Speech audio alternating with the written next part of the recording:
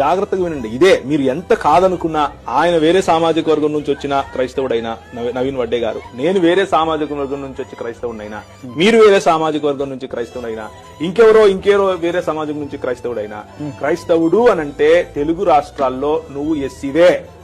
ఇదే సత్యము. మీరు నమ్మినా నమ్మకపోయినా ఇదే సత్యము. కాబట్టి నువ్వు అంటరాని వాడివే. నువ్వు ఏదైనా పని చేస్తే దాన్ని తక్కువగానే చూస్తారు.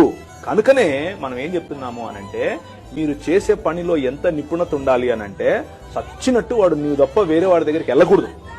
అంత కాంపిటెన్సీ పెంచుకోవాలి. మొదటి విషయం, మీలో ఉన్న కాంపిటెన్సీ పెంచుకోండి.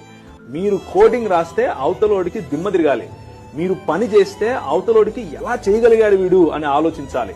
మీరు ఎక్స్ట్రా ఎడ్జ్, ప్రభు నేర్పేది అదే, ఎక్స్ట్రా ఎడ్జ్ చేయగలగాలి. ఎక్స్ట్రా ఎడ్జ్ లో గనక పని చేసి అవతలోడికి క్వాలిటీ ఇస్తే వారి దగ్గర ఆప్షన్ ఉండదు. నెంబర్ 1. నెంబర్